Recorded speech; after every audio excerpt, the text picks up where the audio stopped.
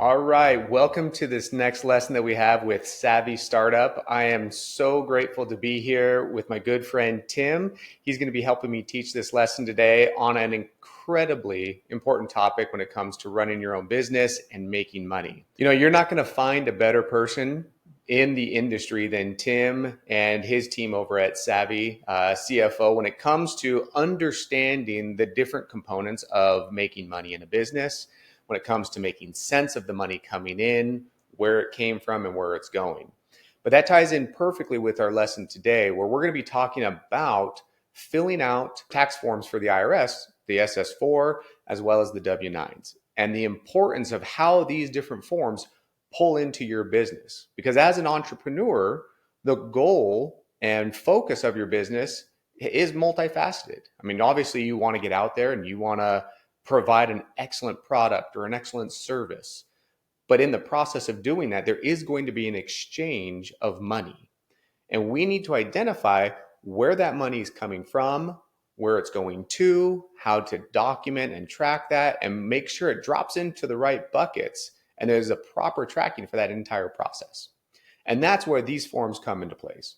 So we're going to talk a little bit about filling out these SS4s and W-9s. Now, in starting a business, we want to make sure that you are getting what we call an employer identification number. Now, Tim, in the process of going through filling out some of these forms, you've got a lot of experience in this. We've worked with, a tremendous amount of customers going through this process of setting up the business. And as you know, in some of our other sessions, we've talked about selecting the right names for the business, filling out the proper documentation for the state. But there is a federal component to all of this. And this is where the money comes into place. This is where the IRS comes into place. But before I jump too far into getting some of these things put together, Tim, when it comes to filling out SS4s and collecting information with what's called a W-9, from your experience, what's been some of the biggest challenges that you've run into around this concept that clients may need to be aware of? Yeah, I think that really it's just a matter of being proactive, right? So, in the case of W-9s, okay, the purpose of having a W-9 is so that you can have specific information about what, this subcontractor whom you're going to be paying.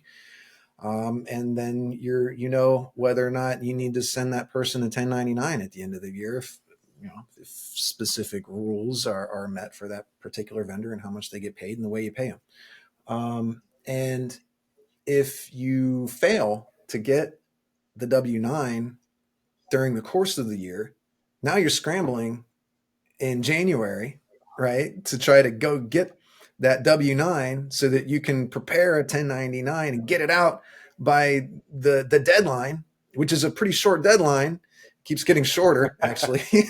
and and so I think just knowing, okay, look, these are not hard things to do at all.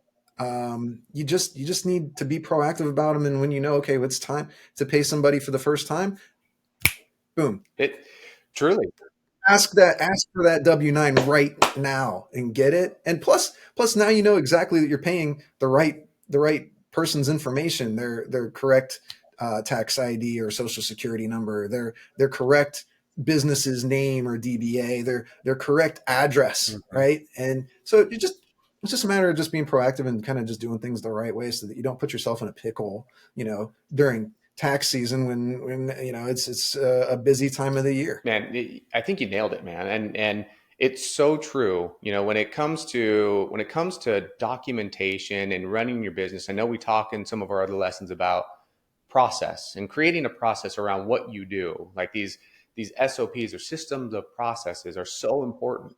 And it just needs to be common practice that as a business owner, whenever you bring on a new partnership, a vendor, someone that you're going to be paying, getting that W-9 information as part of that onboarding of that new person just needs to be part of what you do.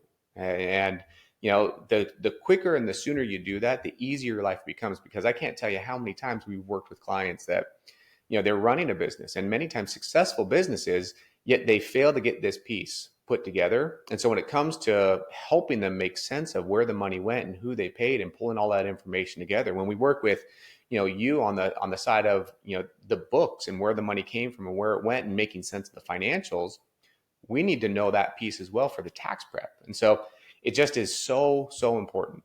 Now, when it comes to getting into some of these IRS forms, part of setting up that business is securing the information and the registration with the state. JJ talks about picking the right business and filling out those forms with the state. But another part of that is working with the IRS to get what's called an employee identification number, or EIN. Okay, now the IRS will issue this EIN. Now, there's a couple ways to do that, and we're going to talk about that. But some of the components of doing that is we want to show you how to be able to create separation financially between you personally and your business. Okay, so going through and filling out some of these forms and getting this identification number for your business allows the IRS to distinguish what's yours and what's the business. It also allows you to become official. So there is that official seal of approval from the IRS saying, hey, this is a business. This finance technically should be viewed differently. And it opens up a whole new section of the tax code that you're going to be able to tap into from a tax deduction standpoint.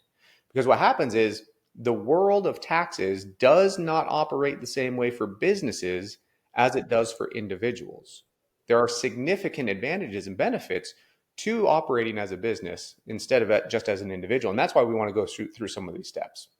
Now, I'm going to go through some of the basics of filling out what is known as the SS-4. This is the request for this. It's essentially an IRS form requesting this EIN number. So it's an application that you will fill out with the IRS. Now, we are going to talk about how to go about doing that. This is something that you actually can do yourself. You can work directly with the IRS and do this. You can also hire firms, accountants, attorneys to do this for you as well. This is something that we do for our clients all the time. But some of the basics around getting an SS-4 put together and the purpose of it is, to let the IRS know, hey, I am a business. I've got this LLC or corporation or partnership that's been put together, and I need a tax ID number, an identification number to be associated with that business. So as an individual, you have what's known as a social security number. This is how the IRS knows what you're doing. This is how they track you. This is how you pay your own personal taxes. Well, a business can do the same thing, and it has its own identification or social security number, and it's called the EIN. So every individual company you register will have an EIN or can have an EIN. Now, this is your business's ID. In the process of filling out this SS form, this is your opportunity to let the IRS know what the purpose of this business is. So in that process, you're going to say, this is what the function of my business is going to be. This is how I intend to operate this business, or this is how I intend to make money. Okay. And so there are different ways to identify the classification. Also in that SS-4 form, it's a way to define what entity you actually set up. So on the state level, did you set up an LLC? Was there one person involved, or were there multiple people involved in that ownership of that LLC? Was it a corporation? Was it a partnership? And so in this SS-4, this is where you tell the IRS, this is the purpose and the defined entity type, because that can and will change how you pay taxes, how taxes affect you, and who's involved. You will be able to select the tax status, which kind of goes along the lines of, what kind of entity it is and how do you want your how do you want your business to be taxed? Now, I know this may be, confusing to hear for this first time, but ultimately, some of the stuff we want to share, and Tim, I think you may feel the same way, is we find it more important for clients to know this information now, because the whole point of this course is many people don't know this stuff. Tim, if you had shared earlier in the course that this was stuff that your wife needed help with, and that was kind of the foundation of why we built this. And so, this information is something we want to make sure that you have access to. So hopefully we're not overwhelming you with all of this tax status and entity description and all of these things, but really it comes down to having the information. And so in going through and getting that SS-4 defined, it essentially is telling the IRS what your business is, what it plans to do, and how it plans to make money and be taxed. One little point is, maybe it's just too obvious, but man, there aren't that many documents that are super important that you're going to be asked for as a business owner over and over Oh man. again over the course of the life of your business. The SS-4 form is one of Yeah. those. You're going to need that. Like, you're going to want to take that with you when you go to the bank and open up your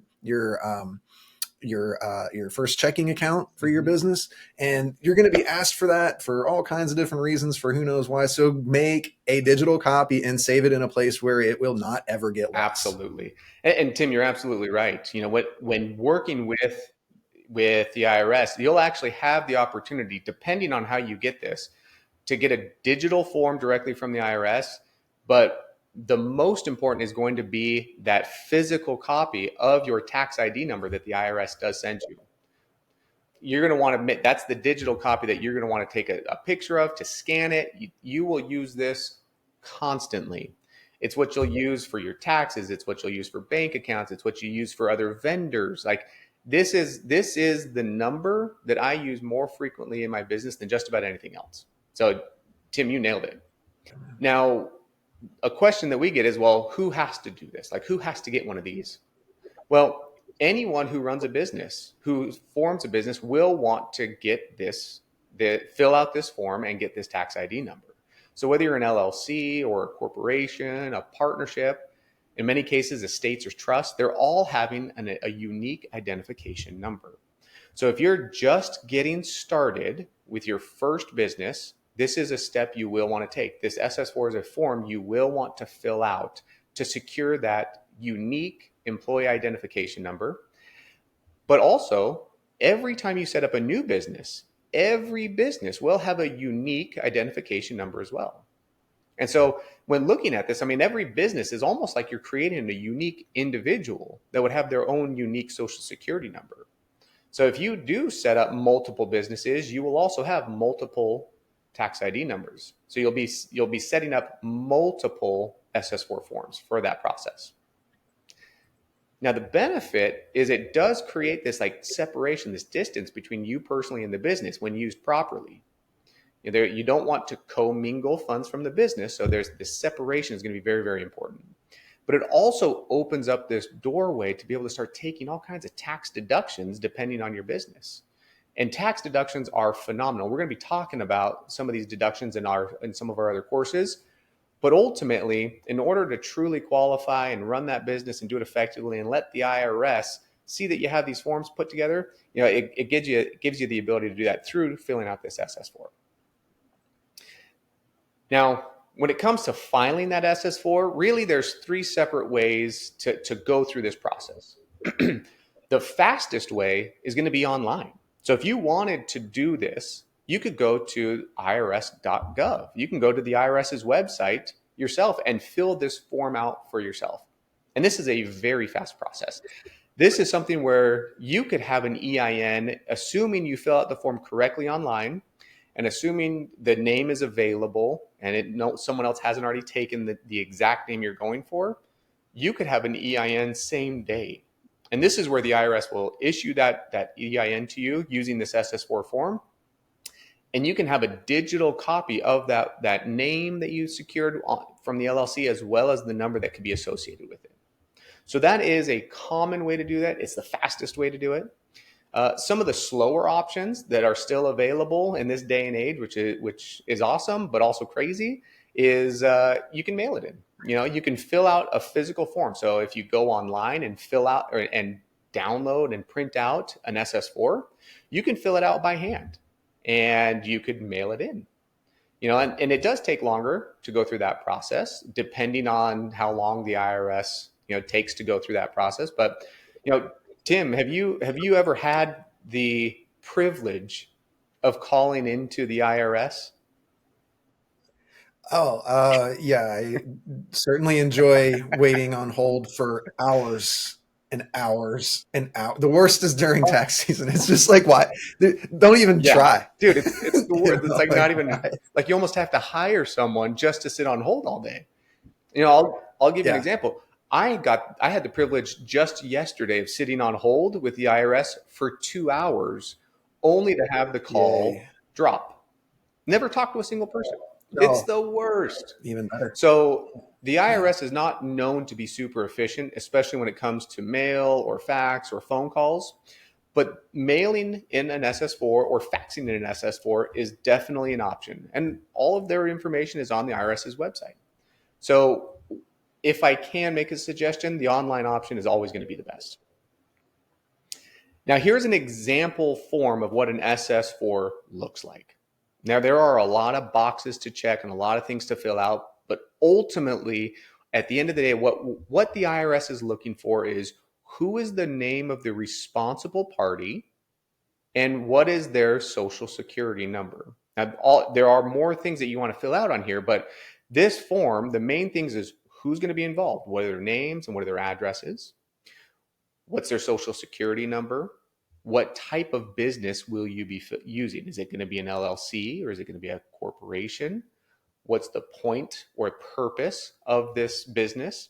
And all of these, through all of these boxes that we're looking at this form, every SS form may be unique. So, unfortunately, I won't be going through every single line item here, but if you go to the IRS's website, the form that they fill out for you online doesn't look exactly like this, but the questions are going to be the exact same. So the information they gather online is going to be way more intuitive than you're seeing on this form right here. But if you do choose to print this form out and fill it out, really what it comes down to is they want to know who you are, where do they find you, what the point of the business is, what's your social security number, and where to go from there as far as filling this out. And then this is something that you would want to sign and mail in, sign and fax in, or simply click submit if you're doing the online option. Yeah, you're making me nostalgic there, Tony. I think it was like the first time I opened up an LLC. It was probably like Oh, yeah. 2004 or something like that, Yeah. And back then you had to mail Yeah. in your documents and yeah, this is kind of a nice throwback. You, It's pretty like folks, if you haven't created an LLC or gone to the IRS and got your SS-4 form filled out so you can get your EIN. It's easier than you think. I know any gosh, just saying those three letters in a row, IRS, that can be intimidating. I get it, but the IRS wants you to pay taxes, and this is kind of like your registration to pay them yeah, taxes. So they're happy to see that you're doing this. So absolutely. don't I wouldn't be, if you have a question or a problem or whatever, and you're just not too sure what the right way to do this is, it's okay. Just, Advanced Tax Group, call them, ask a question, get an answer, fill it out online, and be done with it. Absolutely. That's my No, advice. thanks, Tim. And that was great advice. If you have questions, give us a call, shoot us an email. We can help you through the process. But Tim, you're absolutely right. The IRS wants you to fill this out. They want you to make money. When you make money in your business, you stimulate the economy. You move money. You potentially hire people. That is a very good thing. So they want you to make money because that ultimately leads to taxes. And if you're in a situation where you're paying taxes, that's a really good problem to have. It means you have a functioning business that's making money and profitable. And so, from that standpoint, there's a lot of ways to do it. The online option is very easy, and it's the route I would suggest. Now, we're going to shift gears a little bit and go into what's called a W-9. Okay, this W-9 is also going to be, as we talked about earlier, is one of the most important forms that you can fill out or receive as a business owner or someone making money. Because at the end of the day, this is the backbone of reporting where your money is going and paying individuals and keeping track of that. And it's a key part to set up early on in what you're doing because you don't want to find yourself in a situation like Tim described where tax season rolls around. It's January and we're scrambling to try to find out who you paid, where'd that money go, things along those lines, because it's crunch time. Not only are your accountants going to be busy and have less bandwidth to potentially support you in chasing all that down, you will also have potentially less bandwidth to chase all of that stuff down. And so common practice is, as those vendors come in and as those new relationships come in where money is being exchanged, get the W-9. Either send it out or receive one when it comes to the exchange of money. So kind of the basics of it is, it's an IRS document used to report pay one way or the other. Whether you're getting paid or you're paying out, this W-9 will be a function of what you'll need to have. Now, for a lot of our clients, they'll fill it out and save a copy of it. If you're in a situation where you're getting a lot of vendors that you work with, like for our company, we have a copy of it and we save it, and then it's already, the core information is already filled out, and then we just update it as needed, sign it, date it, and then get it out to our new vendors. And so that way we don't have to fill it out every single time. So a lot of it can be templated that first time, assuming your information doesn't change. But it's essentially this request for your ID to know who's being paid and how to be paid. So it goes back to that SS-4 tax ID number process that we just talked about. So as we're talking about this process of sending and receiving W-9s, I think it's probably important to at least touch on the idea of working here domestically in the United States while also internationally. So Tim, if you don't mind, I'd love for you to touch briefly on what your experience is or what you've seen when it comes to dealing with clients or vendors that may not actually be in the United States. What should people do in those situations? Yeah, actually, this comes up pretty often. We're in it's a big globe that we get to play on, and there's folks that are vendors for our clients that are just all over Earth. And okay, so yeah, a lot of people are here domestically in the United States, but there's folks that are in other countries, and if they're here in the United States, then we would request them to fill out the W-9, because W-9 is going to have a U.S. based tax ID number, or if it's somebody who doesn't actually have a business, but they're using their social security number and we're paying them directly to their name. For people who are outside of the country, they don't have a United States based social security number or tax ID. So they fill out a different form called a W-8 BEN. It's very simple. They just fill out the specifics about their business and send it to you the same way. And then really it's like you absolutely have to and want to obtain this document, because gosh, what if you get audited? Okay. And it's like, okay, well, you're paying this vendor somewhere and you've got no record of the fact that, okay, that person's not going to get a 1099 from you because they're not a US based vendor. All right. So you want to be able to have that just as a layer of protection, to be able to say, no, well, the reason why we didn't send a 1099 at the end of the year to this person in that country is because they're not US based. Yeah, I'm so glad you talked about that, because we do live in a day and age where borders and geographic area matter less and less and less. More and more people are working from home or remote. More and more people are having the opportunity to work with people far beyond their physical geographic reach. And so that is so important, to know where these vendors are, knowing where these partners or collaborators are that you may be paying, and knowing how to get that information or those documents that Tim just shared, properly and in time, so we can then address the taxes at the end of the year. So thank you so much for sharing that, Tim. I think it's an important thing that we do have to touch on. But really what it boils down to is, whether it's a domestic or international form that we are collecting from these individuals, any individual or business who intends to get paid or an exchange of money, this is where this form or this IRS document is going to take place. Now, here's an example of what that W-9 looks like. Okay. Like I had mentioned, this is where, we have one filled out for our company. We have the name of our business. We have the address of our business.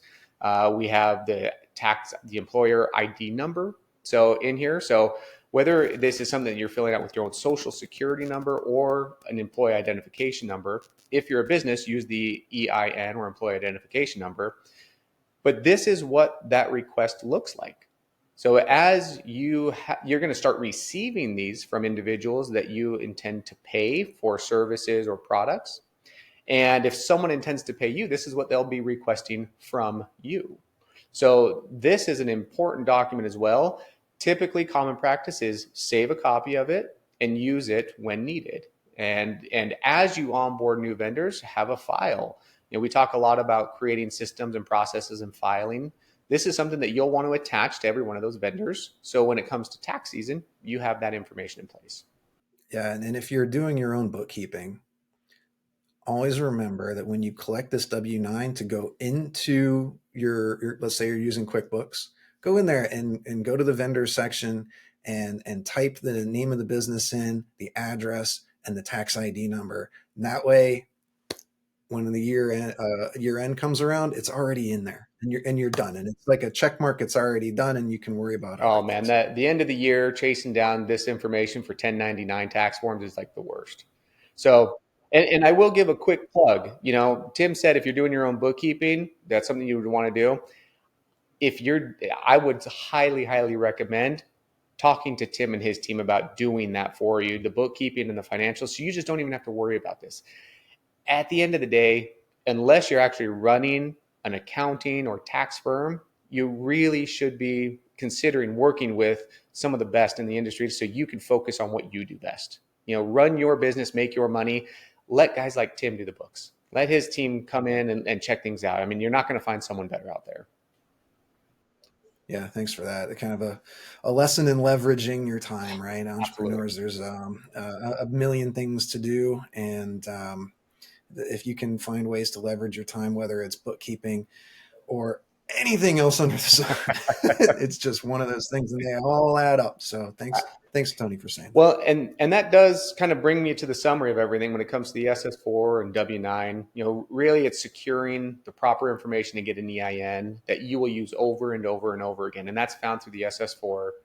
Submitting or receiving W-9s when being paid or paying people to simply make your tax life easier throughout the year, and more specifically at the end of the year when taxes are due.